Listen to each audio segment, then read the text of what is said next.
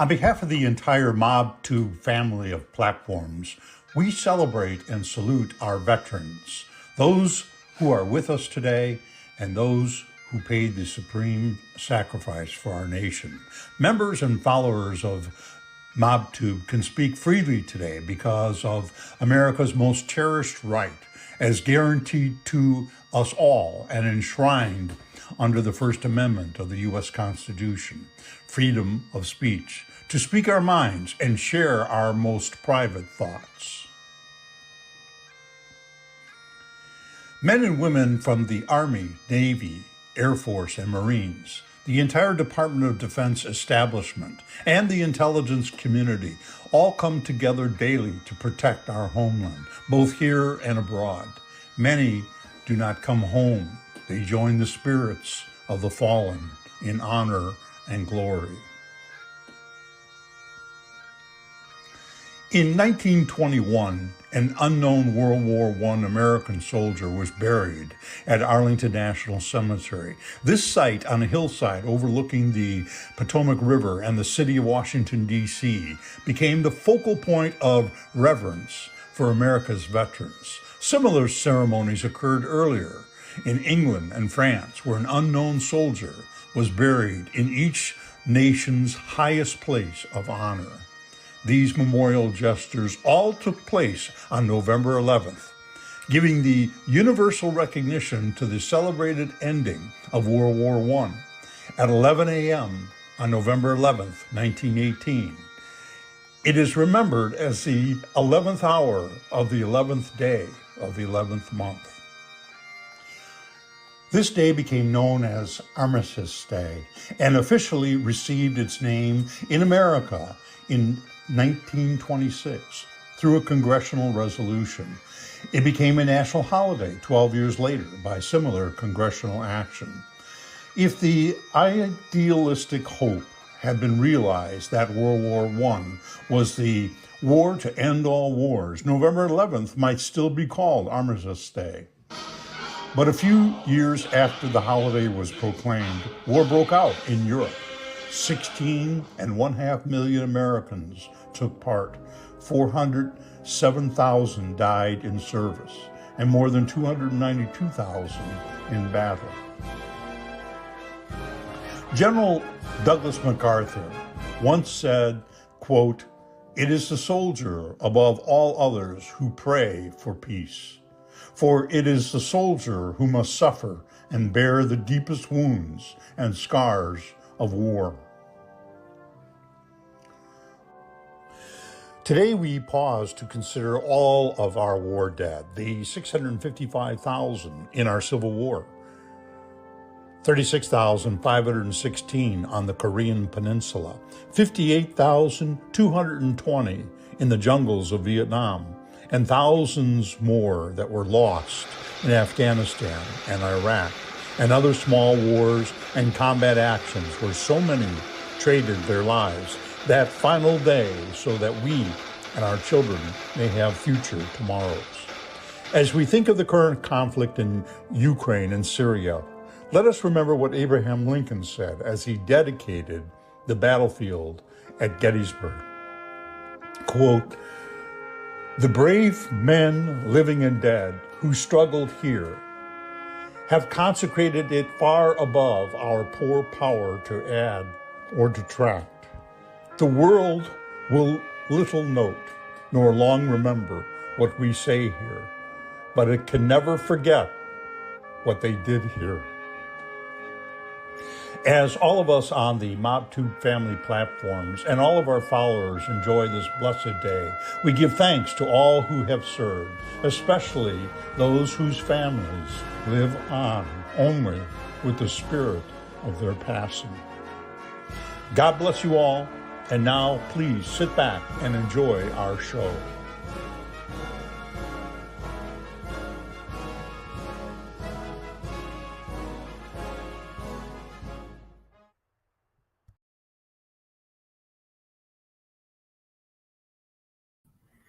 Salute, MobTube, and salute to all the brave men and women who have served in our armed forces, fought for our freedom. We thank you all for your service. I hope you guys liked that video. That was a message from our friend Don Berlin from the Department of Defense and Colonel Edward Reilly, a 32-year senior intelligence officer in the U.S. Army. Veterans Day is tomorrow, and we wanted to share that message today, and I'm sure we will tomorrow and, in the coming days. Hopefully all of the MobTube content creators will also share that video. It's beautiful. Thank you, Don and Edward. Thank you. And we have some vets in our chat. Thank you guys for your service. I'll try to thank you one by one, but most of us know who you are. Mr. H, Miss Can't Be Wrong, Jesse Roth, Dell is my name, Dave, Michael Hensley, thank you for your service. Dave, thank you for your service as well. Redheaded Stepchild, M. Soretti.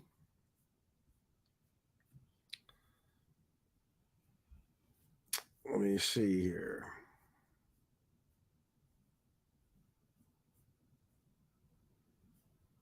Hold on one second. Let me make sure I don't miss anything. Okay, Johnny the Greek, Majorly Awesome. Bruno, Mia Salazar. Who else we got?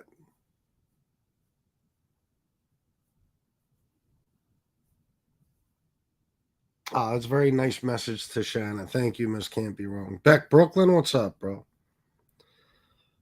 Yeah, probably, Beck. You're a nut. Mob Rats exposed as a racist and a fat rat. Salute to you, too. Jesse Roth, salute. Mr. Don Berlin is awesome, Miss Can't Be Wrong, without a doubt. He's got a voice for things like that. You know what I mean? Like that video. I'm sure he could be a professional narrator.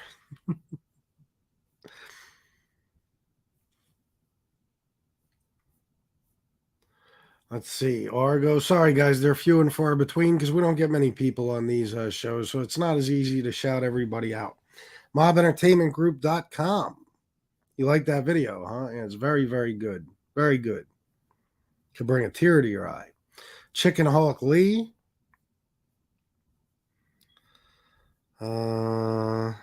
Yes. MobEntertainmentGroup.com said, yeah, I will play it. Good. Do you have it? If not, I will send it to you, JC. Just, you know me, bro, with the email. Email me. Just say hello or something, and I will respond with the attachment for that video. And you can download it and play it at the beginning of your shows. Hopefully SoFlo will as well. Gunsmoke. And like I said, not just today and tomorrow. We'll play it, throughout the weekend. Why not? All right, guys. So listen. Yeah, that's who I was gonna say. Miss Can't Be Wrong. Morgan Freeman and James Earl Jones. I wasn't thinking about James Earl Jones, but I thought about Morgan Freeman. Nobody can narrate like that guy. He's got the voice for it. And so does Don Berlin. So, I'll start off the show by telling you about a dream I had, because oddly enough, I had one last night, this morning, whatever, that is similar to some of the ones that I talk about from time to time on these addiction and recovery shows. And I haven't had one in days. It's funny. Maybe it was like, I don't know. Maybe the universe wanted to give me something to talk about today, but it's not much. I just want to start off by talking about it. This was not actually a drug using dream. This was a drug dealing dream, and it scared me to death. Okay. In the dream, I met somebody and I sold them 6 ounces of coke, and I got caught, and I was looking at a lot of time, and I woke up and I thought it was real, and I kept nodding back off and waking back up. And I thought, oh my God, I'm ruined. This is another case, a big case. I'm going away. I'm going to lose Shanna. I'm going to lose everything. It felt real, guys. You know how those dreams are. Luckily, after a while, I realized it was just a dream. And that's why I am where I am now, talking to you guys rather than at the bottom of a, river somewhere. So I thought I'd start off by telling you that. But you know what I was thinking about? Don Berlin helped me with this idea, actually.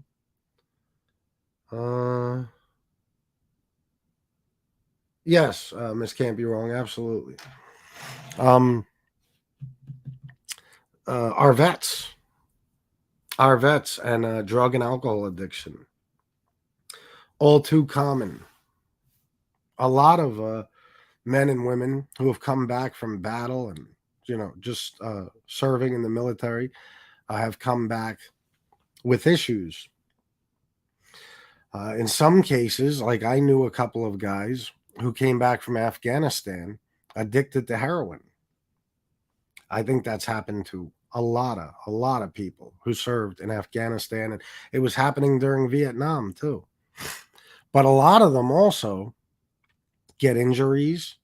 They get put on these pain pills, and you know what happens after that. So it really is sad. It really, really is, because these brave men and women, they go fight for our country. They fight for our freedom. Okay.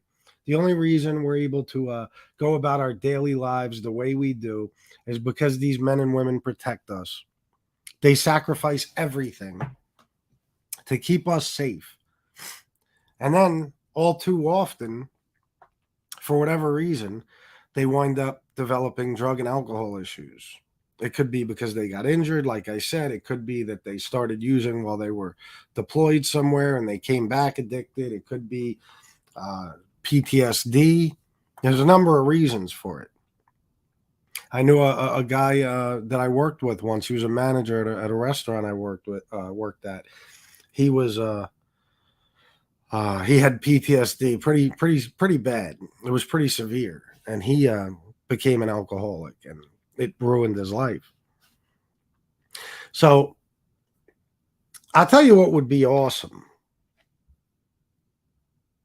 and what I would love, but no pressure on anyone. If anyone here who is a vet would like to come on and talk to us today, even if it's not, that you developed a drug and alcohol addiction. If you'd like to just talk, come on and tell a little bit of your story, that's cool. But if there's anybody who has a drug and alcohol addiction story, whether you're a vet or not, it would be awesome to have you come on and speak to us and tell us a little bit, like Ward did last Thursday. Ward did a great job telling his story last Thursday, gave us a great show, and I'd love to do that again. So I don't know if any of you are up for it. But like I said before, you don't have to show your face. You don't even have to give us your name if you don't want. You can use an avatar or whatever and just come on and share with us a little bit. Let's see if we get any takers. I'm going to put the link in the chat right now. That's right, Miss Can't Be Wrong. It is.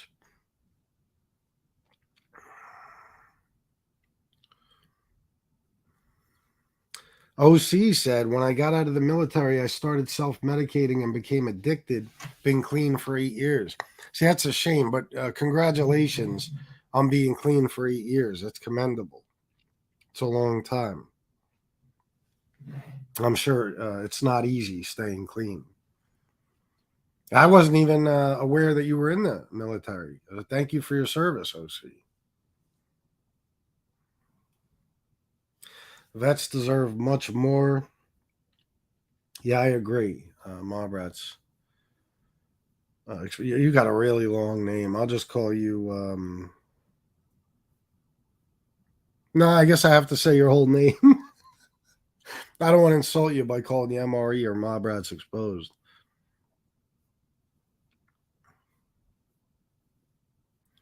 I had a dream the other night that I was on the road. It was night, and I stopped at a rest stop and go into the bathroom, and these guys walk in and shoot me. I woke up and my heart is pounding. Oh, God, I can only imagine. There was a story of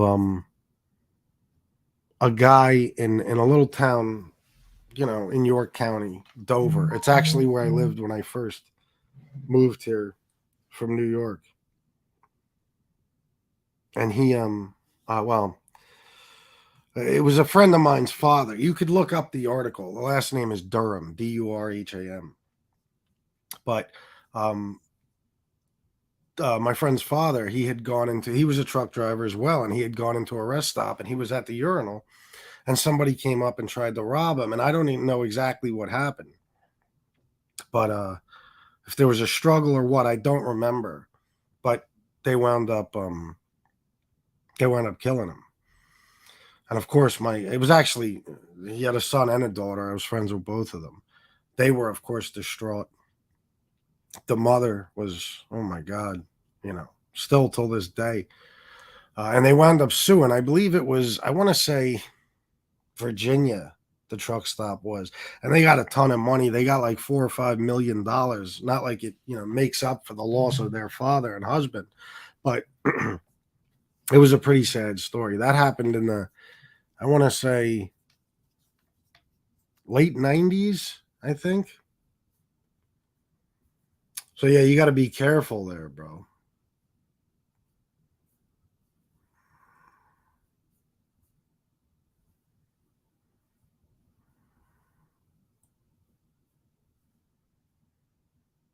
We enjoy our freedoms because of those ladies and gentlemen who put their own freedom on the side for us all. God bless all of you. That's right. Low income. I could say it right now. Hey, FBS, have a great show. Everyone in the chat, God bless. I know you have friends here. Thank you for that, low income. I appreciate you. And look what I just got. This guy never fails. I'll tell you what, Dwayne Polizzi, I love you, bro. I love you. Did I get somebody? I don't know if that's really him. Hold on.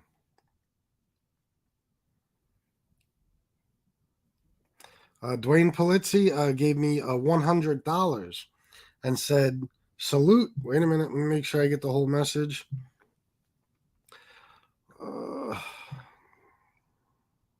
Salute. It's a great day for sobriety. I'm going to miss several shows, my friend, but we'll be back soon.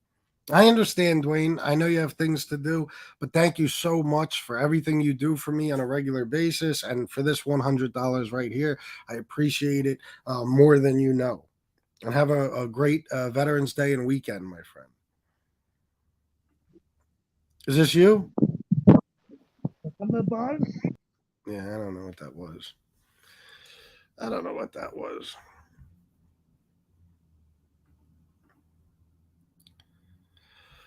So I guess nobody's grabbing the link. That's cool. That's all right. We can just do our usual. I can talk about some stuff. FBS, I have a few stories of crazy shit I've seen at rest stops over the years of me commercially driving. Oh, I'm quite sure you do, bro. Quite sure you do. And they are not safe places either. They're really not. I still get anxiety from time to time about getting wasted. Not easy, but damn it, it's doable. Yeah, it's not. You know what I mean? And I'll tell you what. I know I talk about a lot of the same stuff. On each show, but I can't really help it. My biggest issue will always be regret. Even though I've gotten better in life at not. Trying not to regret anything and just accepting things for what they are and moving on. But even today, I was in the shower, and something came to me, something, that I did that I know bothered someone I love very much. And, I wasn't drunk at the time, but I had alcohol in my system. And of course, a whole shit ton of cocaine. And it was one of those things you do that to you doesn't seem like a big deal at all. It's like, I just lost my temper a little bit, or I just got a little too, a little too angry and was a dick, basically. It was just a dick, verbally, But to the person you did it to, they took it pretty seriously. You know what I mean? And they haven't forgotten it till this day. And I have to live with that. It kills me. I hate it. I wish I could just say, but listen, I've changed. Can we forget about this? But it's not my right to ask them to forget about it. And how could I even ask them to when I can't even forget about it? You know what I mean? There's so many of these things we do, not just when we're under the influence, but especially when we're under the influence, that seem to us like nothing, like no big deal. Like, for instance, words. Words can cut like a knife. I know this from my childhood. Words can do serious fucking damage to a person. Serious. I mean, I've had things said to me where I would have rather you punched me in the fucking face than said those things. You know what I mean? But we don't realize it. A lot of the time when we're just angry or we're frustrated with somebody or somebody did something to piss us off and we get a little testy with them, you know what I mean? We fucking kind of talk a little shit to them, just get a little too angry over something stupid. Somebody can hold something as, what we would think is a little thing. Somebody could hold something like that against you forever and be bothered by it forever, even though it's something that when we did it, we didn't think it was damaging at all. But there's so many of those stories throughout my fucking addiction. Oh my God. Jesus fuck. I mean, the people I snapped on, the people I went off on, things I've done. And the sad part is, the really fucked up part is that I was in such a walking blackout most of the time. And you know what a walking blackout is? I mean, it's not like, like a regular person could drink a whole lot one night and black out and wake up and not know. No. I'm talking about my entire day. As soon as I started putting alcohol in my system, I would black out. The next day, I wouldn't remember anything from my first drink on. Anything. It was that bad. So I can't even fucking begin to imagine all the things I said and did that I'm not even aware of. There could be people in my life that are pissed off about things I don't even know I did. And that's any of us with a severe alcohol addiction or drug addiction, but especially alcohol. It's funny. It seems to be that the difference between the two a lot of the time with how we treat people is depending on your addiction. With alcohol, I think it's pretty common for people to get verbally abusive, especially, if you're a mean drunk like me. But with drugs, we damage people in other ways. Like I have friends who were crack addicts and, as I got older, some friends that were heroin addicts. And I mean, they would steal from their families. They would rob their families and friends. They would verbally abuse the shit out of people who wouldn't help them and give them money, stuff like that.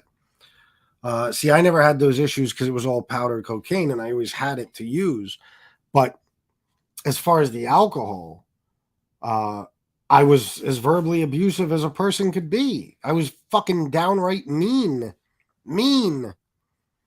vicious. I mean, you guys see how I can get verbally when I'm clean and sober, right? I mean, it's no surprise to anyone. I could be I can literally, tear somebody to pieces verbally. I can make them feel this big. So imagine when I have alcohol in my system and I'm in a pissed off mood. It's not good. But these are things we got to fucking live with. There's nothing we can do. Nothing we could do. Jesse Roth, thank you for putting that up. I forgot my ticker here. Hold on. I hope I still have it. That's a banner. What happened to my... Oh, there it is. There you go. Thank you for reminding me, Jesse. There's nothing we can do except make sure that we don't make those same mistakes again in the future. And listen, even clean and sober, you might have a little outburst every now and then when you get real angry, but it's a little bit different. You know what I'm saying? And plus you're aware of what you're doing. You could stop yourself, whatever. But if you don't use anymore, There's certain things you can be sure you will never do again. For example, I know that as long as I'm clean and sober, I can't possibly get a DUI. That's a valuable thing to me. It means a lot. You know, I know that I won't hurt somebody I love with my words or whatever, and then completely forget I ever did it, and then have somebody I love walking around holding a grudge against me forever for something I'm not even aware of. You know what I'm saying? And listen, I've gone through this. Like certain family members of mine that I know I hurt throughout my addiction, when I would see how angry they were at me, even after I got clean, and I would ask them, what did I do? I don't get it. I mean, there was one instance where somebody showed me text messages that I had sent that were just very, very mean. I don't remember sending them. Another person told me about a scene I made out on the street, screaming and yelling at somebody I love. I don't remember doing that. That's scary. Like that might not sound scary, but I'm sure many of you have experienced it. That's fucking scary. I mean, that's not how human beings are supposed to function. We're supposed to remember the things we do, but you can't when you're to that level. You can't. And listen, I know that I'm going to beat myself up for these things forever, but I don't feel sorry for myself because number one, it's my own goddamn fault. I'm the one that did them. But number two, it makes me feel a little bit better about the fact that I did those things knowing that I'm being punished every day by having to think about them and knowing I can't go back and change them. It's very sad. I'll tell you what, that occurs to me a lot. Everybody has pain in life. Everybody, whether or not you've had a drug or alcohol addiction, we all develop scars, whether it's physical or mental. We develop scars throughout our lifetime. You know what I mean? And scars don't go away. Again, whether it's physical or mental, emotional, whatever. They don't. You'll have them forever. So, I don't know what the answer is on how to deal with it, how to deal with those scars, with that pain. Because we all have pain. We do. You know what I mean? But what do you do? Because you can't go back. You can't. And I'm asking you guys this the same way I ask it to myself. What do you do about the pain? How do you make it stop?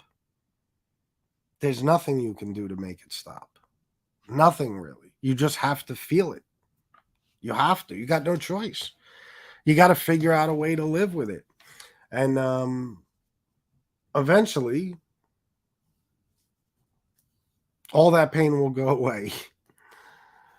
But, that'll be hopefully for many of us when we're 100 years old and we've lived full lives. You know what I mean? But until then, there's nothing you can do about it. You just have to suck it up and say, fuck it. This is something I did. These are things I did. This is my past. You got to accept it, you own it, and say, all right, fuck it. I have to learn how to live with the pain. Just like somebody with a physical injury. You know what I mean? Look at my friend Bill Catolo. Did horrible damage to his back, was almost crippled. I'm sure he has pain every day. If you want to stay living, and be around for your family and stuff, whether it's, like I said, physical, emotional, whatever, you have to deal with that fucking pain. You have to find a way. And all too often, it winds up being drug or alcohol use that people, drugs or alcohol that people use as a way to manage that pain. That's not the answer. But especially if you're someone who's already been through it, the pain that you start to feel when you get sober, because no matter what you do to people, you're not going to feel the pain from that until you get clean and sober. Once you get clean and sober, you're going to start feeling all that shit. You know what I mean? You're going to start feeling it. And you got to learn how to live with it without any substances, anything mind altering. You just got to learn how to live with that pain, just like somebody with a physical injury, without using anything. That's what I've done. And it ain't always easy. You guys know I have my bad days where I just want to fucking, I got to watch what I say on YouTube, but I want to end it all. You can't do that. You got people who love you, need you. We all do, whether you think so or not. Even people in this chat, okay? You might not have any family or friends, whatever. You got us. We love you. We need you. We don't want to see anything happen to you. So you can't take that route. So your only answer is accept that you've done horrible things in your past, learn how to live with the pain, and do the best you can never to do anything like that again and never to make those mistakes again. I guess that's it. I mean, I don't have the answers, but like I said, I'm talking to you guys right now the same way I talk to myself, because I ask myself these questions sometimes. When I have those really bad days, I ask, when will this fucking pain go away? And the only thing I can answer myself is, when you're dead, that's when it'll go away. Until then, suck it up, figure out how to deal with it, and keep it fucking moving. That's what I tell myself. And that's what I do. It ain't always easy, but that's what I do, because I have my mother who needs me. I have my daughter who loves and adores me. I have my stepkids who love and adore me. I have my beautiful wife, you know what I mean, who means everything to me. And I know I mean everything to her. I can't let them down. I can't hurt them. I've done enough hurting people. I've done enough damage. No more. No more. And the funny thing is, even if you're not doing anything directly to somebody, when you're doing this shit to yourself, when you're damaging yourself, destroying yourself with drugs, alcohol, whatever, you're hurting them as well, because they're watching somebody they love suffer. They're watching somebody they love struggle and be in pain. And it's hard. You know what I mean? It's hard for them just like it's hard for us. So it's not fair to them either. Because even when we're not hurting them directly, we're hurting them indirectly. I can't even fucking... it would fucking bring me to tears if I thought about all the nights my mom stayed awake wondering if I was going to make it home. And that's just as a kid. You know what I mean? Not to mention, being arrested, court dates, all that stuff, stupid stuff I was doing in the street. Is he going to get locked up forever? Is he going to die? I put my mom through hell. I blame myself for a lot of my mom's health problems. That's why I make sure I take care of her now, because she fucking deserves it. She absolutely does. A lot of people would have given up on me. So I do my best. But I got to live with that pain too. That's my own goddamn fault. None of us should feel sorry for ourselves. Never feel sorry for yourself. Take responsibility. Get angry at yourself. It's okay. Be mad at yourself. Beat yourself up a little bit. That's fine, but not forever. You can't do it forever. You can't destroy yourself because you made fucking mistakes, no matter how egregious they may have been, because that's only going to make it worse. But I know one thing. If you practice making yourself better every fucking day, better than you were the day before, no matter how good or bad that may be, maybe you're not doing well at all, but the next day you do a little bit better than you did that day, that's progress. That's moving in the right fucking direction. Practice that every day. Do better than I did yesterday. And I think that's the only thing that'll get you anywhere. Verbal abuse is often worse than physical abuse. I agree 100%. The scars from physical abuse quite often heal quicker than the scars from emotional abuse or from verbal abuse. I'm sorry.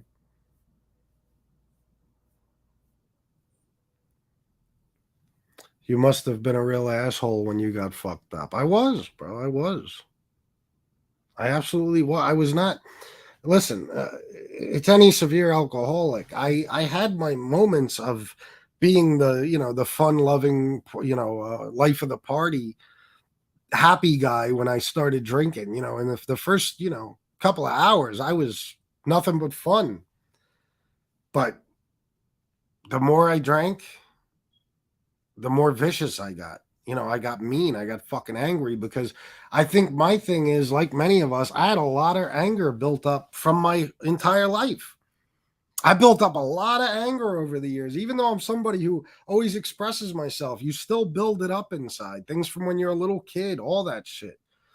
My problem was, and I think a lot of alcoholics' problem is, that when they start to drink, they let that anger out and they point it in all different directions. And they take it out on people who don't fucking deserve it. And that's what I did. Absolutely.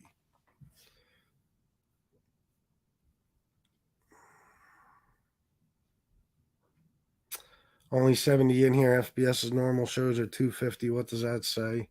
2/3 only want to hear about mob tube drama. I like hearing these shows better, to be honest. I know it's sad, but it is what it is.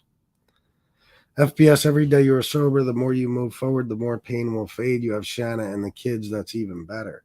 Well, yeah. And, that's why I say I'm lucky. And that's like this right here, War. I'm not tougher than you.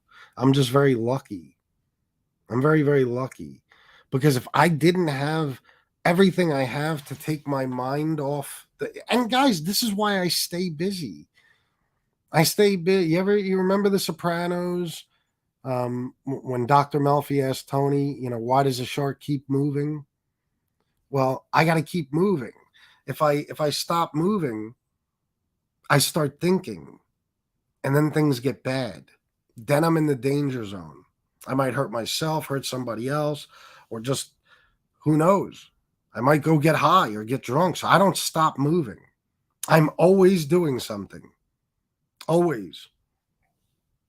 The last few days are the first time, and I don't know how long, that I've actually laid around a little bit. And to tell you the truth, I could do without it.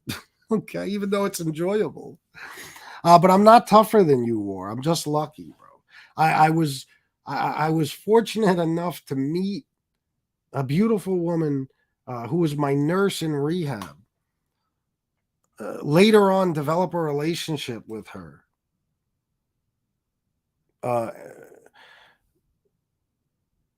Start doing things, traveling, experiencing things, having fun, getting to know her, building that relationship, getting to know her kids when they were brought into my life, developing relationships with them, rebuilding relationships with people, in my immediate family, trying to work on things and repair, repair some broken relationships and damaged relationships, and I was starting to feel better physically, mentally, every fucking thing. But I was graced with all this good fortune. You know what I mean? I was able to find a woman and fall in love with her. I was able to start to build relationships with her kids. I was able to start, again, I know I'm repeating myself, but healing old relationships from my past, and start building myself back up physically, mentally, financially, everything. I still had a job when I got out of rehab. That helped too, even though the fucking factory was basically like, a crack house. I was going to work every night, third shift. I'd get home. I'd go to sleep. When I'd wake up, Shanna would come over for a little. We'd hang out. Then I'd go to work. You know what I mean? And repeat. And then on the weekends, we would go to Gettysburg. We would get a night in a hotel, a bed and breakfast, whatever. And, my mind was busy and I was busy. My body was busy. I was doing things.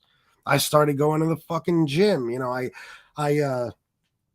I had a surgery at one point that improved my heart health greatly which made me feel better physically. I just got very, very, very lucky.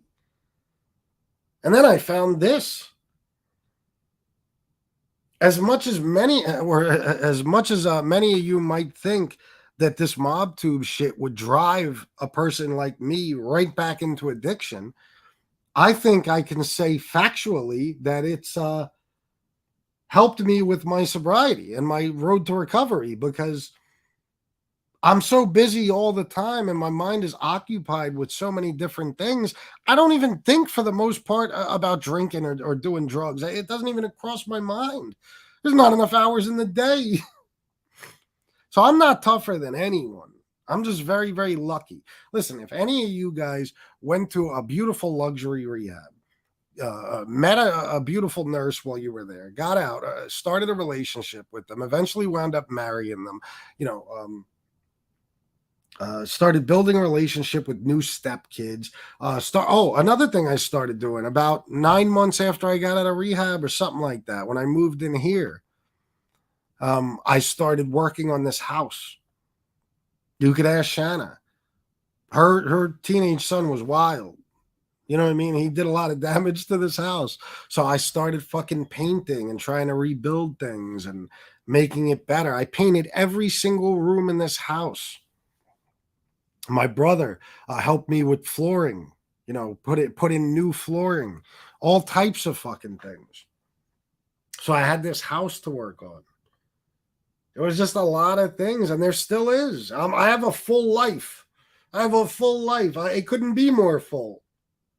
Everything would explode if it was any more full than it is now. So I'm not tougher than anybody. I'm not stronger than any fucking buddy. I'm just really, really lucky. And I have guilt about that. I do. I have guilt about that because it's like I see certain people, people in this chat, people I know in my personal life who had the same problems as me and sought out the same solution, but they didn't have any.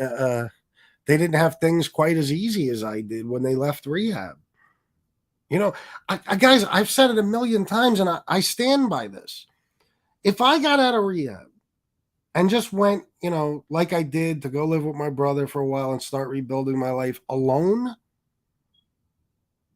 where do you think I'd be right now? I could tell you for a fact. First of all, I would have started hustling again. That's number one. Okay, I would have started selling coke and all that shit again because that's just what I got in me. You know what I mean? That's my answer to everything. And once I started selling coke, I would have started using it. Once I start using coke, I got to drink because I can't do one without the other, and that's it. I don't know where I'd be right now, but it wouldn't be any place good. It would most likely be prison or in the fucking ground. But I got lucky, and that's why I cherish and love Shanna and my family so fucking much, because without them, I'd have nothing. I wouldn't be able to. I highly doubt I'd be able to continue being clean and sober the way I've been able to. So I don't know. What can I say? I wish everybody was as lucky as I was when it comes to that. Jesse Roth, FBS, I found that having forgiveness, not necessarily religious, for my emotional abuser helped me heal, not excusing them, but forgiving them. I can understand that.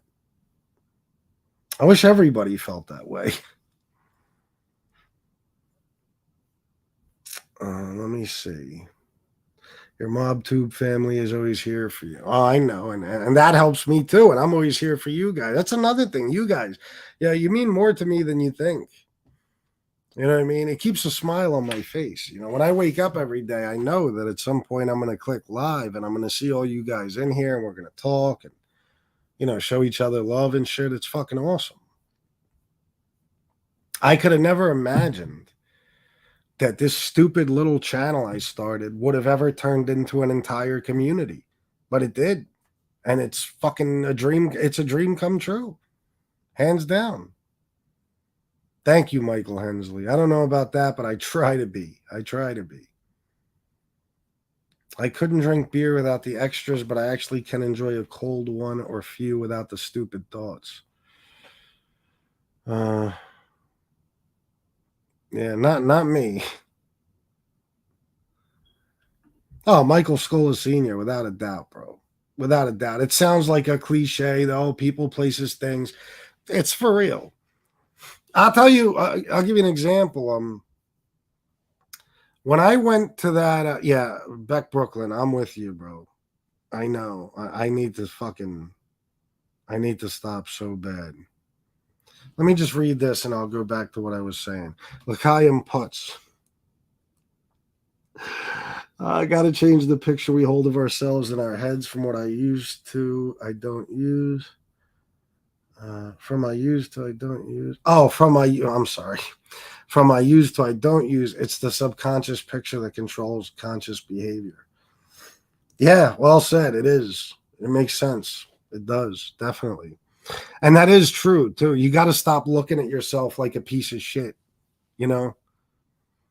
It's very important. And it's very hard for some of us, but you have to. Anyway, what I was going to say is about the people, places, things stuff. Is Dave, your trip. Like I said, in this rehab, this is not a normal rehab. Let me get a drink, guys. I'll be right back. Thirsty as a motherfucker. Hold on.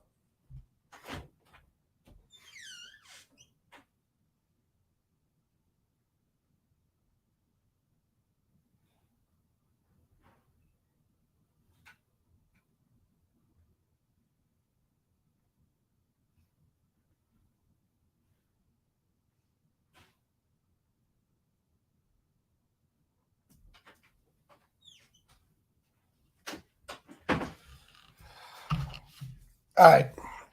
Anyway, in this rehab I was in, once you got through detox, and you started going to classes and things like that, as long as you made all your classes for the week and you didn't have no issues, medical or behavioral or anything, you can get day passes, which means Saturday and Sunday you could leave from I forget what hours it started. 8 p.m. was the latest. I forget. I don't remember if there was a time limit they gave you or not, but I don't think there was. I think it was just between certain hours. So I would, because I couldn't have my car there, you know what I mean? So I would have my mom pick me up, and then we only lived a half hour from the rehab. Everybody else in the rehab lived in other states and shit, so it wasn't as easy. But I would have my mom pick me up. I would drop her off at her apartment, and then I would go out for the day. I'd go shop for stuff to bring back to the rehab. I would go do whatever I had to do that day. And the first time I had left the rehab on a Saturday, I went for some odd fucking reason. I don't remember where I was going, but I decided to drive through York City to get there, including passing right by the hotel that I had been living in before I went there. And let me fucking tell you, just seeing that place put me in such a fucking dark place mentally. It fucked my head up for the rest of the day. And I couldn't wait to get back to rehab. I couldn't wait.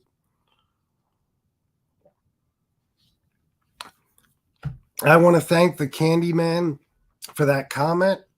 I like when you guys do stuff like that. It shows everybody what you're all about and who you truly are. A disgusting individual, just like all your friends.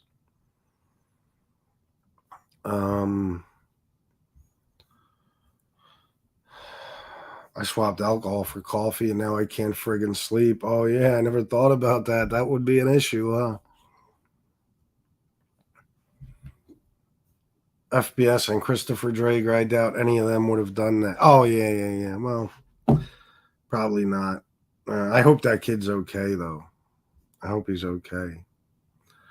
Please don't call your channel stupid. It's Gunsmoke's negativity rubbing off. You know what I meant. In the beginning, I wish you guys understood how I envisioned. Like, I thought this channel would. I was hoping 2 or 3 people would see what I had to say. You know what I mean? I never imagined that it would grow to be what it grew to be. It's just mind blowing to me. People can say whatever they want about you, FBS, but you loan people money on here. You've stopped shows in the middle to help people and other things, so you've come a long way. Thank you, Miss Can't Be Wrong. And yeah, that's one thing about me nobody can deny. I will help anybody who I have the power to help, unless you're a complete fucking animal or something. But you know what I mean. I will help anybody I can in any way. I'll take somebody to fucking rehab or detox. I'll loan money. I'll give money. I'll do whatever. I'll just sit on the phone with somebody for hours and listen to them vent. I do it all the time. But, it certainly doesn't make me a saint. I'm just doing the best I can to do positive things for other people because so many positive things were done for me. So many positive things. I'm so fortunate and lucky in life that I wouldn't feel right if I don't try to pass that on to someone. So, and plus, listen, it does. I believe it or not, I was always that way. I was always that way. I was a little too soft when it came to helping people and shit. At least, now it's one thing, but in the street, I would also do whatever I could for people. It's just who I was. You know what I mean? I've always been like that. If I can help, I will. But, you also got to be careful who you help. But, listen, I'm sure any of you guys would do the same shit I do or have done for people. We're all, I think most of us are good people at heart. At least over here we are. If somebody was hurting, Miss Can't Be Wrong, and told you, I need to get to a detox, I wouldn't doubt for a second that you drop everything and take them. And that goes for most people in here. But that's how I want to live my life now. I want to be of help to someone, to even if it's just one person, but to as many people as possible if I can. And listen, there's not much I could do to help. I'm not a rich man. I'm not, I don't have tons of resources, but I have my story. And my story is one of a kind. There ain't many like it. I've been through hell and back. Nobody can deny that. So what I need to focus on, I think, in my own life is not just these addiction and recovery shows, but starting to speak again, whether it be meetings or rehabs or something. But it's funny. These rehabs, they don't want speakers that, come from anywhere other than like AA. If you're not part of some fucking group, they don't like take you seriously, or they don't want you there speaking. Like, Shanna's offered to have me come speak at some of the rehabs she's worked at. Oh, is he from AA? What does that matter? What does that matter? I don't understand. It's weird that they're like that, but any place that'll have me, I'll gladly speak. Don Berlin, my man. Sorry, folks, about coming late.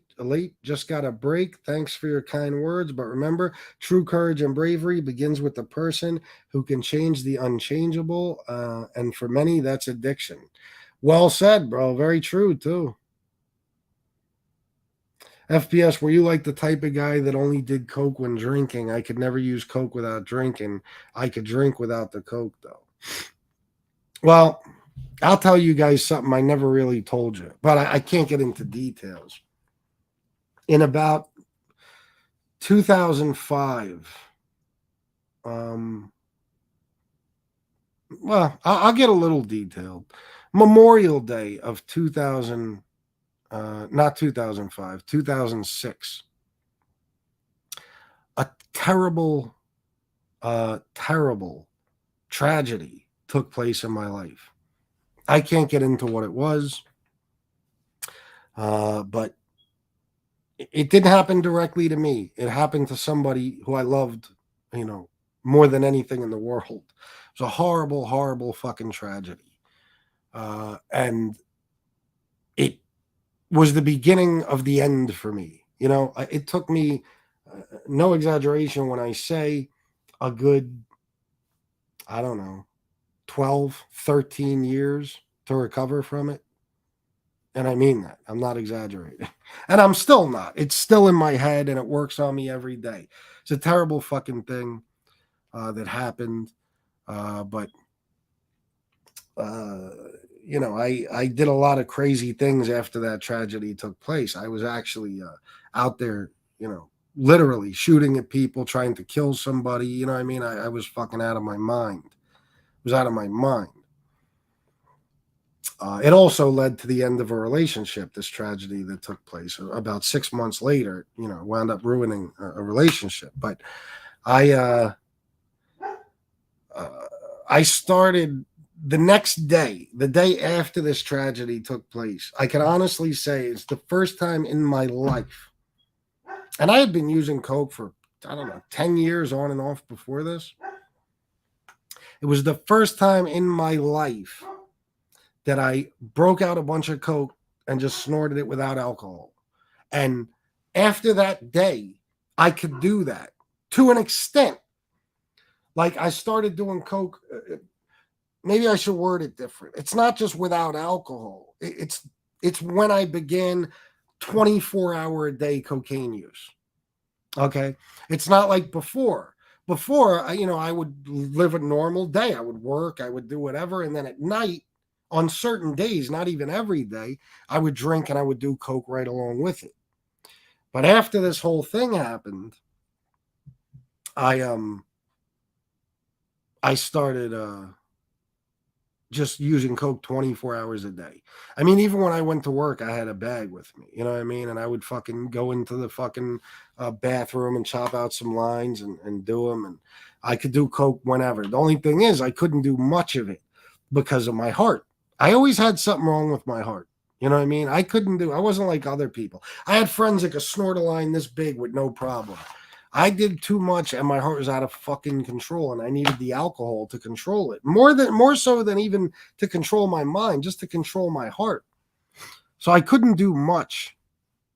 But yeah, from that day on, I would do coke. Oh, even when I wasn't drinking, like, I would do coke around the house all fucking day. And then when I went to sleep at night, and this is a day I didn't even leave the house, and I didn't drink at home. I wouldn't drink in front of my daughter and stuff, ever.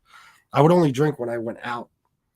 But I would do a fucking big line before I went to sleep. It got to the point where I not only could sleep on coke and eat on coke, I almost needed coke to to at least sleep. You know what I mean? When I tell you guys I was doing a lot, it's astronomical, the amount of cocaine I was going through. Unbelievable. I mean, how much I was using. Unreal, seriously. When I went into the psych ward, and I have my paperwork somewhere, when I went into the psych ward and they took my blood and checked me all out and did, urine and all that crazy shit, they brought me my results and told me that my cocaine levels are so high that it is a fucking miracle, nothing short of a miracle, that I'm still alive, that my heart was still beating. I had that much cocaine in my system. I had so much cocaine in my system that the doctors and nurses in a fucking psych ward were shocked. Not a lot shocks them. They were shocked by that. Trevor Smith, 2 pounds. Keep the faith in yourself, bro. Thank you, my man. You too. FBS, seeing things happen to those we love hurts us too. Oh my God, without a doubt. Yeah, we heard for them. Yeah. Especially when there's nothing you can do about it. You know what I mean? And you want so badly to take that fucking pain away, but you can't. Well, there's a lot of true psychopaths. Not on this side, but on the other side.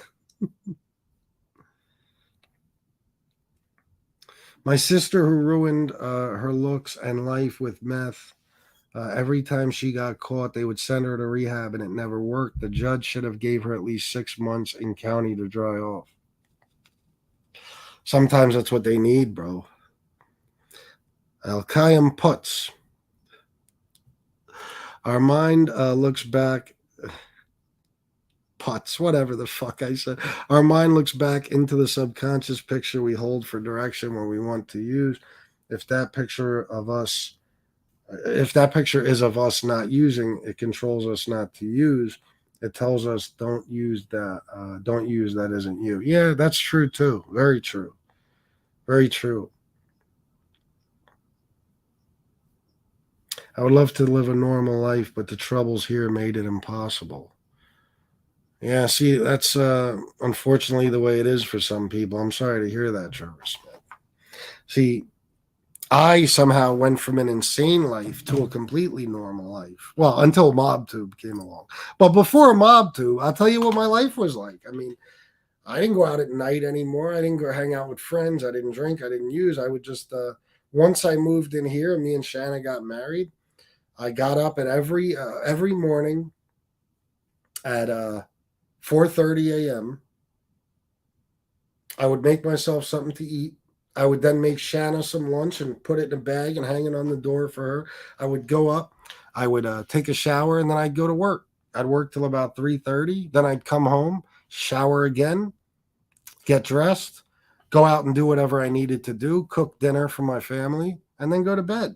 That was it. I went from the absolute insanity to like a domesticated suburban life. It's really one extreme to the next. FBS, I hear what you're saying, bro. When the addiction gets really bad, like you're saying, you go to bed and only think about when you wake up, you have a few lines to do. Oh, yeah, for real. You look forward to it. Absolutely. Kevin Fahey, 449. Thank you very much, Kevin. Miss Can't Be Wrong. When you're addicted, your whole life revolves around always having the fix. Yeah. I'll tell you how it got. At one point, I was like, I'm even back then, I'm such a fucking, mental case that I would re-up. Say I had, my 2 ounces I usually I read up with. I might plan that I could do 10 grams out of those 2 ounces. Okay. If I went through that 10, that would be my personal for example, not necessarily all the time, but let's just say that's what it was, 10 grams. Okay. I'd add a little cut too, you know what I mean? To get myself a little more, whatever, I'd add a little cut to the whole fucking batch, whatever it was. But if I would go through that too quickly and I hadn't sold enough yet, I would start to fucking panic because I'm like, I need Coke to use 24 hours a day. That was that of Coke, that amount of Coke that I allowed myself, and I've already gone through it. I got to fucking re-up so I can get myself another 10 grams of personal. For real. And you wind up racking up all types of cocaine then because now you're buying shit and you don't even need it to sell. You just need to be able to take a personal. I always had to make sure I made a certain amount of profit. So I would seriously, every time, even in my worst fucking addiction, when I would re-up, there'd be a certain amount I would allow just for myself, for personal. And once I went through that, now usually by the time I went through that, I was already ready to re-up again. But there was times when I wasn't, and I'd fucking panic because I knew that I needed this shit. At least in my mind, I did. So I would always rush it. You know what I mean? My fucking connect would be like, bro, you just got 2 ounces a day and a half ago. What are you doing? You move it that quick? No. I still got most of it. But I need 2 more. Yeah. Bars in Europe have breathalyzers. I would blow into it. It would register me as dead, and I laughed. Holy shit. I believe everybody's story is scripted. You're here for a reason, and we're here for a reason. Life has kicked us all in the ass, but we're still kicking. I don't really believe that so much, but I know what you're saying. I never really believed in the whole everything happens for a reason thing to an extent. I think, I don't know. It all goes back to God and stuff. You know what I mean? I don't think there's a master plan. I think random shit just happens and that's it. You know what I mean? I don't think there's anybody looking out for us. I have no reason to believe that there is. None. And like I said, I'm not going to get into a religious thing, but I refuse to be one of those people that says, oh, because my life is so good, there must be a God, or there must be this, or there must be that. Nah, because I'm very fortunate, but there's a lot of people out there who are suffering every fucking minute of every day. So if somebody's looking out for me, who's looking out for them? You know?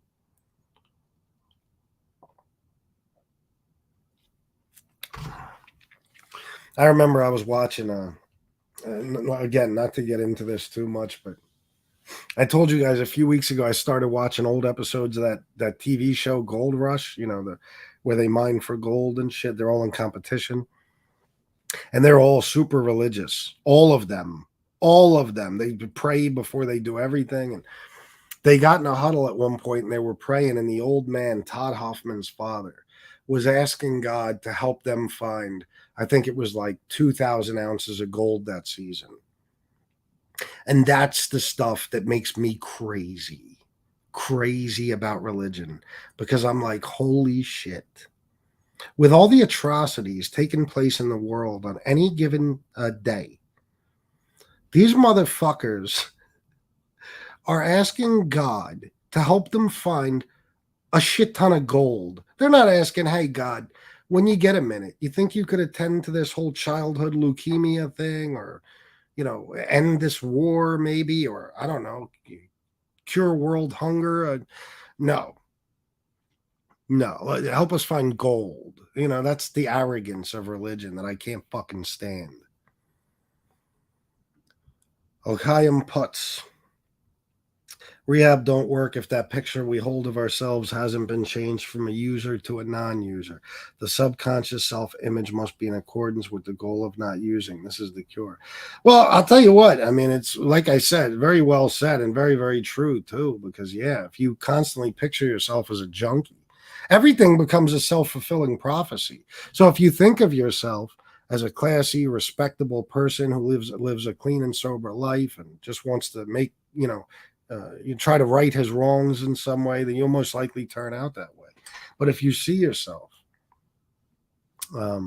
as this useless junkie who is going to go nowhere in life and can't help but use, then that's probably exactly what you're going to turn out to be. Wait a minute. What is Della's my name? And you can fucking sleep. What is that? Where did that come from? A person has to want to be clean. That's how it has to be, or all the rehabs in the world won't work. Oh, yeah, without a doubt. Well, that's why I said, and again, I don't put myself above anyone. But I'm telling you this, when I went into this rehab, there's a reason, and I've explained this before, but I'll explain it again. There's a reason I wound up in one of the fanciest, most luxurious rehabs in the whole fucking country. It was totally by accident. Now I did have a decent job. I had I was in a union, okay, and I had good medical insurance. Okay, so that helped. But that's not why. That day, I called crisis intervention and they called me back. They were trying to get me in anywhere that would take me, because I explained to them I need to get in today, because by tomorrow I'm not going to do it. You know what I mean? I'm not going to want to anymore.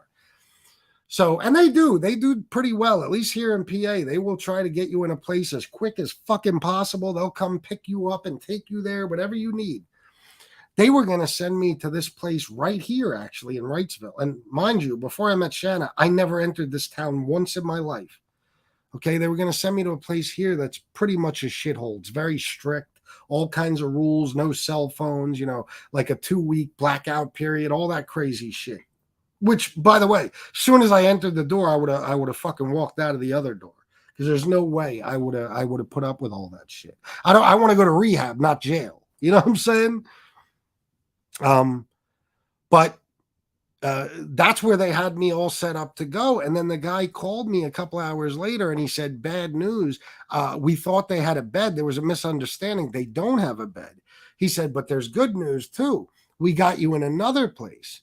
And he said, and Chris, when I tell you that you can't miss this opportunity, I mean it. He said, we got you in a place called Clarity Way. Okay, this is an amazing place. This is a real, a serious opportunity for you to go to a beautiful rehab and get really good care. But you can't miss out on it. You got to be there tonight by midnight. Okay, it's the only place with a bed, and you got really, really lucky. He said, Chris, you just won the lottery. That's exactly what he said to me. Okay. I didn't know what he was talking about. All I cared about was getting better. I was so fucking sick from alcohol withdrawal. I didn't give a fuck where they sent me at that point. I wasn't even excited. I'm like, really? Okay, whatever. A couple hours later, he sends me a list of things I'm allowed to bring. And it included laptops, cell phones, all this shit. I'm like, what? And if you guys remember, I told you a story about a girl that I had spent that whole week with in the hotel. That girl came by my room later that day and she said, where are they sending you? And I told her, and she said, oh my God, Chris, you have to go. That place is amazing. I said, really? So I wound up going there. But the point of all this is, because it was a top of the line luxury rehab, it was people from all over the country who were fucking loaded. There was only one other woman, a woman named Lori, who was in there with me, who was actually from Lancaster. And she, she was a regular working class person. She didn't have money like that. But all the other people, and there was only about, because you got to realize this is a $55,000 a month rehab. There was only about maybe, I'm going to say tops 12 people in the whole fucking place, the whole group. And I got very, very close with most of them, except maybe one or two. You know what I mean? I got very, very close with them. One woman was like my, like a mother figure. I loved and adored this woman. She would fucking, every morning when I was eating breakfast, she'd come up behind me and give me a big hug. There was another man named Greg. I can't get into who this guy was, but this guy was seriously friends with Donald Trump. He had pictures of them together, videos of them together. He was a multi-millionaire. This guy had worked on Wall Street his entire life. He showed me numerous articles about him. This guy, his worst year on Wall Street, he made $12 million for himself. His worst year. Okay. This dude was a multi-millionaire, and he was an older man. He was maybe 63, 64. Me and this guy got so fucking close. We were best friends in there. You know what I mean? He was an Italian guy from New York, too. He had some mob ties in his family, all that shit. But me and him would fucking go outside to smoke together all day and night. We went to the same groups together. Fucking loved this dude. There was a couple of other people, too, but they were all from New York, New Jersey, Florida, California, all over the place. I kept in touch with damn near everybody from that place when I left, with the exception, like I said, of one or two people. Within the following year, every single one of those people, and like I said, it was probably 9 or 10 out of somewhere around, maybe 12 people tops. Every single one of them had relapsed. Every one. But the difference between me and them? I'm the only one who didn't relapse. Meanwhile, I was also the most likely to relapse, probably. I was the one from the gutter who had nothing. They were all loaded. They had fucking mansions and millions of dollars and everything else waiting for them back home. You know why I didn't relapse and they did? Because every single one of them was put there by someone else, or in certain cases, a company, or, where they were forced to go to rehab. They didn't want to. I'm the only person there who put myself there. The other ones, they were forced to by their husband or their wife or their job or their company or their whole family, whatever. But they didn't want to be there. They didn't, and these people were all loaded. So this place that was a paradise to me was like nothing. All that shit there, the pool, the fucking gyms, they have that in their houses. They were like, what's impressive about it? But to me, it was a big deal. So I cherished my time there, and the rest of them, they couldn't wait to leave. It was like a jail sentence for them. And they all wound up relapsing, unfortunately. Some of them, got back on the right, path and are doing well today. I still talk to a couple of them. But almost all the people, if not all of them, like I said, I didn't keep in contact with a couple of them, but all the people I kept in contact with, they relapsed. So that's what it's about. It really is about what Miss Can't Be Wrong said. You have to want to be clean, and I wanted to be clean. By the way, I was also the only person out of that group who had been in rehab for the first time. Every one of them, even the richest people, had been in numerous. That guy I told you about, the multimillionaire who was friends with Trump, that guy had been to that very rehab, Clarity Way, about 4 times before. So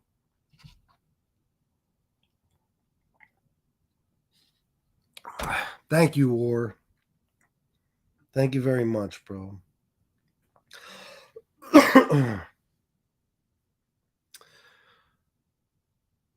Yeah, definitely have.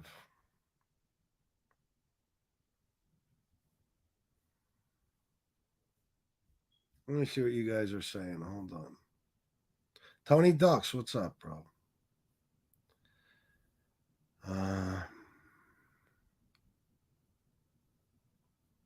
Betty Ford Centers. Yeah, I don't know much about them. But this place was owned by what's it called? Promises. It's one of those rehabs like you used to see late at night for like, they're in places like Malibu and Palm Beach. You know what I mean? They're like on the side of a fucking cliff with the ocean right there. Like it was owned by them.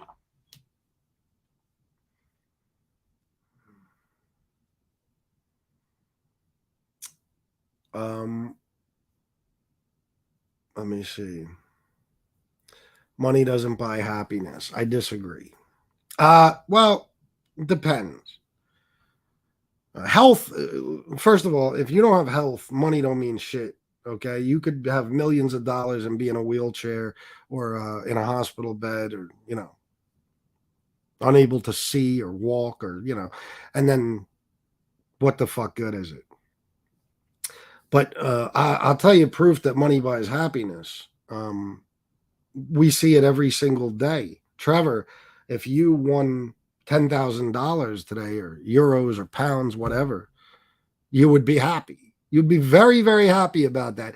Money can turn a bad day into a great fucking day. Money can turn a person's entire life around. Money can buy almost anything, but definitely happiness. Definitely. Without a doubt.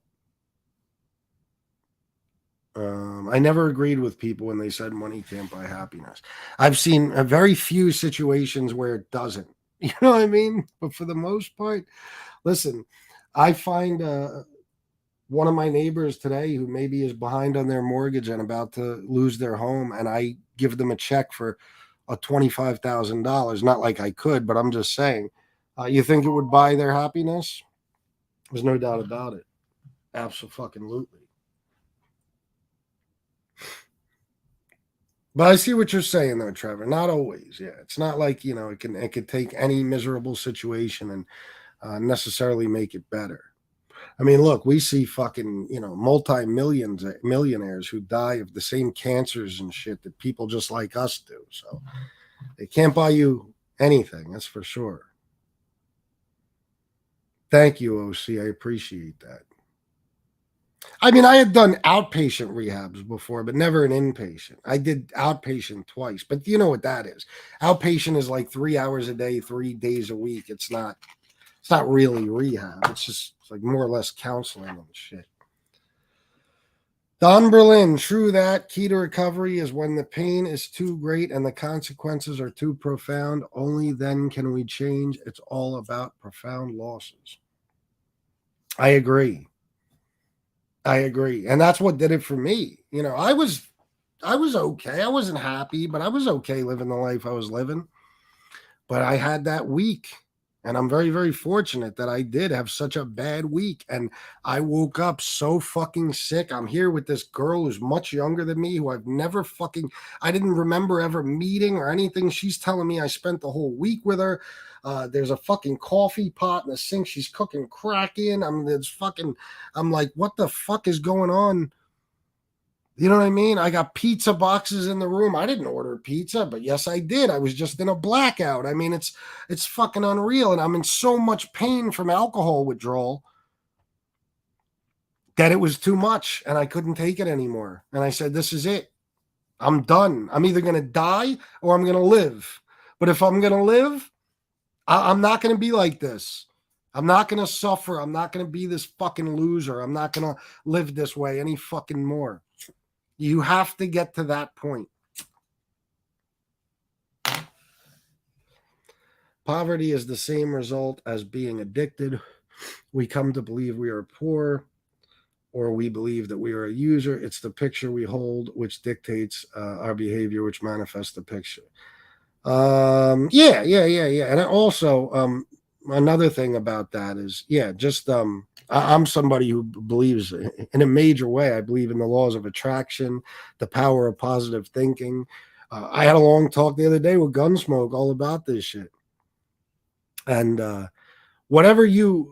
I truly believe whatever you picture yourself being or doing in life, you will manifest that. And that's exactly what will wind up happening. You know what I mean? You'll be whoever you picture yourself to be. And whoever you think you are deep down inside. Without a doubt. Midwest Mafia Productions, $5 super sticker. Thank you. Did I shout you out already? I probably did. Thank you, though, bro. Yeah, Promises Malibu. Yeah, Spiky. Good for you, FBS. Life is what you make it. Thank you, Donald Bishop. I remember you showed a photo when you were in the pool. It looked like a resort. Yeah, I mean, it basically, that's basically what it was. I mean, ask Shanna. Shanna and all the nurses used to be fucking, because a lot of them were from agencies and stuff. You know, they were working there for a few days or for a couple of weeks. They would all come in and be like, this is unfucking real. Like, I would come here just for vacation. Someday I'll go through and I'll show you guys a whole bunch of pictures. But I mean, it's like nothing you could imagine. It's just fucking a gorgeous place. And it had everything, every fucking thing. I mean, they taught you yoga, they taught you Tai Chi, they taught you how to meditate. You know, there was the gym. You got the weekly deep tissue massages. I mean, there was fucking there's pool tables. There was a whole movie room. You know, there was fucking a gourmet chef cooked our meals twice a day, lunch and dinner. Unbelievable. The best food I've ever eaten in my fucking life. Every day I was so excited for the meals. It was like, oh, you know what I mean? Fucking great health care. They had a wonderful fucking doctor there to treat everyone. Counselors were awesome. On a big, huge, sprawling property, hundreds of acres. You know, they had a gazebo. They had walking trails. They had everything. Of course, the in-ground pool that you could use whenever the fuck you want, as long as you don't have a class to go to or something. You know, that's what we would do. I was there in the summer. I went in that bitch June 21st. You know what I mean? So I would fucking hang out in the pool all day when it was time for a group or a class. Boom, get out of the pool, dry off, go to the class, come back out, hop right back in the pool. You know what I mean? That's it's a fucking, you got your own, at least I had my own private fucking beautiful air conditioned room with my own private bathroom. It was amazing. I would fucking, if I could go back there for vacation, I would. Most beautiful resort I ever stayed in.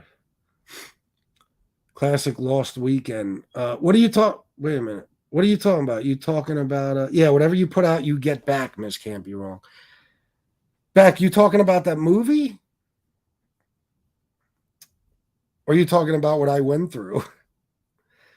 I don't know if you guys ever saw the movie The Lost Weekend, but you want to see a good movie about alcoholism. It's an old one, but check it out. It really shows you what DTs are like and stuff and how bad it gets. Think you got bugs crawling on you. You're hallucinating. It's fucking bad.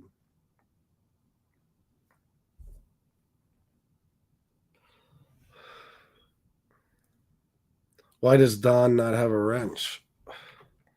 Oh, good. Oh, he's talking blacking out. Oh, yeah, without a doubt. Yeah, that whole fucking week, man. Apparently, I met this girl. I think it was Monday afternoon. This guy that was in a room down the hall, he was also a drug dealer. He brought her to the fucking room. And she was younger. She was like 20 years old. Okay. But she was stunning. Absolutely fucking stunning. That I do remember meeting her. That's it. Now, I didn't at first. Now I remember meeting her. And I think she came there to get some powder or something from me. You know, he was introducing her to me. And apparently, we spent every day and night together right up until Thursday. We spent Monday night together, Tuesday night together, Wednesday night together, and you know, all day too, all those days. I don't know if I slept at all. I have no fucking idea. I just know that when I woke up Thursday, I didn't know who the fuck she was, where she came from. I was not upset that she was there. I ain't gonna lie to you.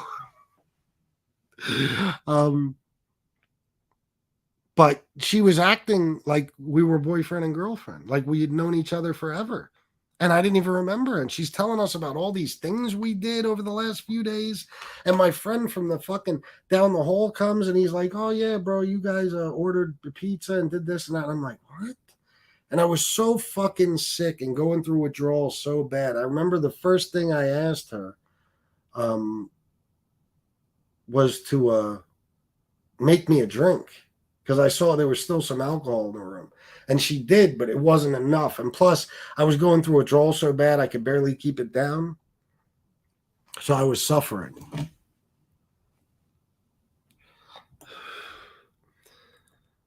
Being blacked out and not remembering shit sucks. Yeah. Yeah, it does. Did I tell you, by the way, that bitch robbed me later on? I don't know if I told you. So that night, I had my mom and my brother come help me pack some of my shit to go to rehab. But I had been living there for like 9 months, 10 months, whatever. So I had 8 months, whatever it was. I don't remember. I had all my shit still in the room. I had a lot of shit. And I left and went to fucking rehab. And my brother was going to go back there the next day and clean out all my stuff and take it to his house. He goes back there. He calls me at rehab the next day and he says, Chris, I got bad news. Everything's gone.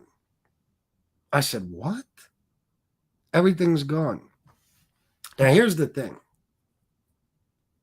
That girl I spent all that time with, when I was leaving for rehab that night, she just happened to be out in the hallway when I left the room. And she gave me a big hug and a kiss and said, are you leaving? I said, yeah, I'm going to Clarity Way.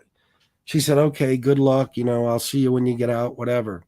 And I thought it was suspicious that she was just hanging out in the fucking hallway.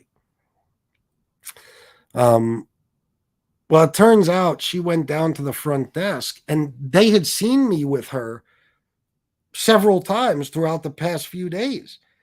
So she was able to go down and tell the fucking, you know, the guy at the desk, the manager, listen, Chris isn't here and I forgot my key in the room. I need to get in. And they gave her a fucking key.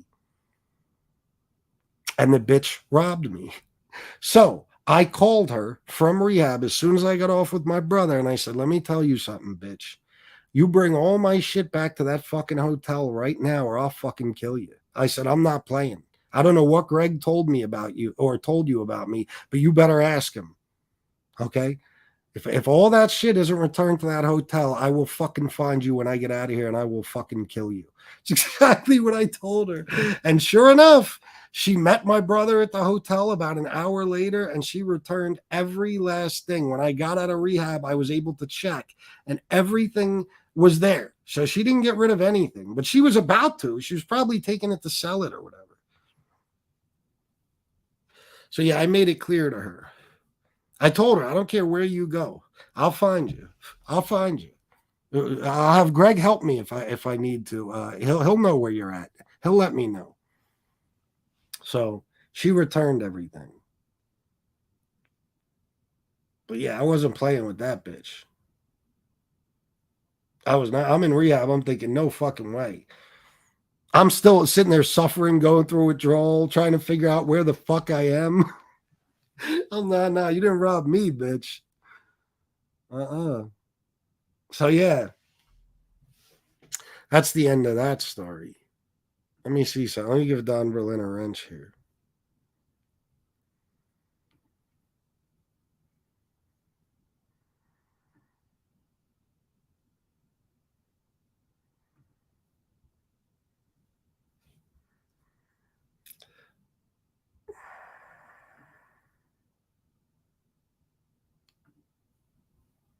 There you go, Don. Thank you for everything, buddy. Yeah, it's a crazy story, man. It's a crazy story. Like I said, she was an extremely attractive girl, you know what I mean, without a doubt. But when I woke up that Thursday, I didn't know this bitch, I guess, liked to smoke crack and shit. You'd never know by looking at her. But she has the coffee pot in the sink and there's all this residue. I'm like, what the fuck is this? And right before I met her, I just got like an ounce or something like that of fish scale. This fire. You know what I mean? And she told me, she's like, you gave me a ball and you told me I can cook it. I said, are you sure? She said, yeah. So I checked my stash and everything was still there, minus a ball. All my money, that whole she could have robbed me fucking blind. She didn't take a thing. When I called her from rehab and accused her of robbing me, she swore up and down. She started crying. She said, Chris, I swear to God, I went back in the room just so I could shower and get some sleep. And I saw that you left all your stuff. So I took it. I took it for you. I wanted to keep it safe. I was going to give it to you as soon as you got out of rehab. I highly doubt that's true. She was most likely going to sell it all because I had sneakers and a computer, all kinds of shit. But she swore up and down that she was going to return the stuff. And the only reason I believe that even a little bit is because she said to me on the phone, why would I rob you? If I was going to rob you, I could have robbed you yesterday or the day before. She kind of had a fucking point because there was not a thing missing. That bitch was with me basically 4 days. I was in a blackout the whole time. I'm sure I passed out several times and everything else. She didn't take $1 of my money. The only thing missing out of my Coke was a ball, like she said. And I didn't care about a ball. I'm like, fine, whatever. You know what I mean? If you were here with me 4 days, you could have a ball. I don't care. But she didn't take nothing. Very crazy situation.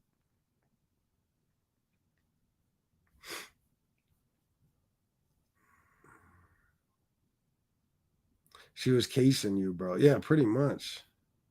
When I left that night, she must have had a plan. Yeah, but I don't know though. It's funny because the fact that she didn't rob me during that whole time makes me wonder. Maybe the bitch was actually a nice person who was going to keep my shit for me. I don't know. I don't know. All I know is I never saw her again. You know what I mean? Which is a good thing. I never wanted to. But actually, I did. I'm lying. One night, months later, I was at a Walmart and I saw her there with some dude in the electronics section, but I didn't say a word to her. I just left. You know what I mean? But I think that's the only time I saw her after that.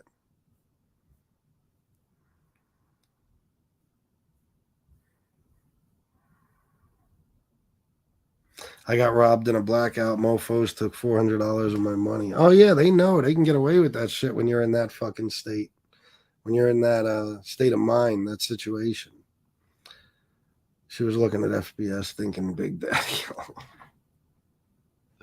Shit was crazy. She's crafty. She gets around. Yeah. I'm sure. You know what I mean? I'm sure. She had her hustle. You know what I mean? But, I didn't know.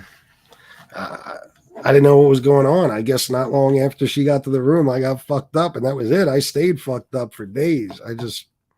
When I woke up, I mean, there's fucking empty bottles of all types of liquor. I don't remember drinking. I don't even remember buying. There's fucking food. There's all kinds of shit. I'm like, what the fuck, man? I never want to go through something like that again. Fuck that.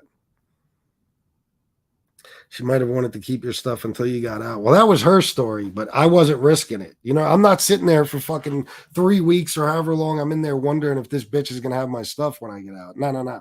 I fucking told her ass, my brother will be at that hotel in an hour, bitch. You better fucking be there, and you give him every fucking single thing you took from that room. And she did. So they left you $2 for the bus. Well, that was nice. Perhaps it was a crime of opportunity. She wouldn't have done it if you weren't going away. Yeah, it's very possible too. She probably figured he'll never know. He'll just think that when he was done paying, you know, the hotel threw out all his stuff. That's probably what she thought. You know what I mean? But I'm not fucking stupid. That shit's gone the next day. And I had that room paid up for like the rest of the week or whatever, for the rest of the weekend, I think. So I'm like, nah, nope. Poor girl was trying to help her brother out. Well, if she was, then I probably shouldn't have threatened to kill her, but it is what it is. This can't be wrong. When my brother was getting high and had money, he wanted to buy something for everyone. LOL, he would spend. Really?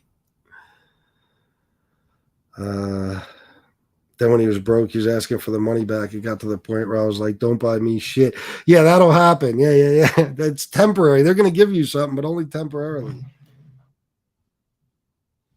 Amazing you did not end up dead, El Morta. Yeah, you got that right, Don. Fucking miracle. All right, guys. I hope you enjoyed this. You see at the bottom of the screen here, National Addiction Hotline. There's the number to that, and the Suicide and Crisis Lifeline, which is 988. Very simple. Keep that in mind. Write it down if you have to. Put it on a piece of paper, fold it up, put it in your wallet, pocketbook, purse, whatever. Make sure you always have it or have it memorized or something. You can get help. Just remember that too, guys. And that was the last good deed she ever did, K-Mac or not.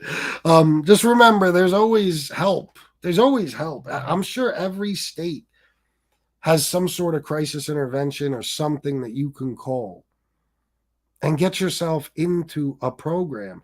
And listen, I'll always say this for the people. Come on, L'chaim Putz. I'm not getting into that. For the people, I remember certain things, just not much now. I didn't remember anything then. For the people that have opiate addictions and stuff and alcohol addiction, listen, if you don't want to go to rehab, you don't want to commit to that, you don't want to leave for a month or 2 months or 3 months, at least go to detox, okay? Get yourself into a detox, whether it's at a local hospital or at some facility or rehab, whatever it may be. If you want to go to detox and then leave after 7 days, do that. But at least detox. Give it a shot. Try to get better. Don't keep using. You can't win. The longer you put off sobriety, the longer you put off your new life. All right. So just do whatever you can, guys. Don't wait until it gets so bad that there's no turning back, especially these days, because now you never know. You take one fucking pill and you drop fucking dead. It's all over. And everyone who's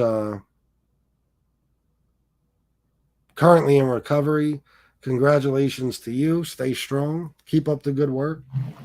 And that's it, guys. That's it for this episode. I'm out of here. 6 o'clock, 10 minutes from now, Tony SoFlo. Don't forget, guys, go check out SoFlo's show tonight. I'm sure it'll be a good one. I'll be watching, and I'll see you guys in the chat. All right. I love you all. And until next time, salute.